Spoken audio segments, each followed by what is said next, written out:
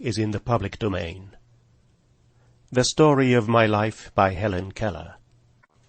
Chapter 16. Before October 1893, I had studied various subjects by myself in a more or less desultory manner. I read the histories of Greece, Rome, and the United States. I had a French grammar in raised print, and, as I already knew some French, I often amused myself by composing in my head short exercises, using the new words as I came across them, and ignoring rules and other technicalities as much as possible. I even tried, without aid, to master the French pronunciation, as I found all the letters and sounds described in the book. Of course, this was tasking slender powers for great ends, but it gave me something to do on a rainy day, and I acquired a sufficient knowledge of French to read with pleasure La Fontaine's Fables, Le Médecin malgré lui, and passages from Athalie. I also gave considerable time to the improvement of my speech. I read aloud to Miss Sullivan, and recited passages from my favourite poets, which I had committed to memory. She corrected my pronunciation, and helped me to phrase and inflect. It was not, however, until October 1893, after I had recovered from the fatigue and excitement of my visit to the World's Fair, that I began to have lessons in special subjects at fixed hours. Miss Sullivan and I were at that time in Halton, Pennsylvania, visiting the family of Mr. William Wade. Mr. Irons, a neighbour of theirs, was a good Latin scholar. It was arranged that I should study under him.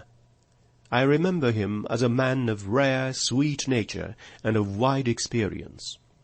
He taught me Latin grammar principally, but he often helped me in arithmetic, which I found as troublesome as it was uninteresting. Mr. Irons also read with me Tennyson's In Memoriam. I had read many books before, but never from a critical point of view. I learned for the first time to know an author, to recognize his style as I recognize the clasp of a friend's hand. At first I was rather unwilling to study Latin grammar. It seemed absurd to waste time analyzing every word I came across, noun, genitive, singular, feminine, when its meaning was quite plain. I thought I might just as well describe my pet in order to know it. Order, vertebrate. Division, quadruped. Class, mammalia.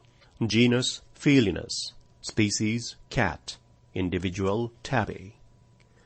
But as I got deeper into the subject, I became more interested, and the beauty of the language delighted me. I often amused myself by reading Latin passages, picking up words I understood, and trying to make sense. I have never ceased to enjoy this pastime. There is nothing more beautiful, I think, than the evanescent, fleeting images and sentiments presented by a language one is just becoming familiar with. Ideas that flit across the mental sky, shaped and tinted by capricious fancy.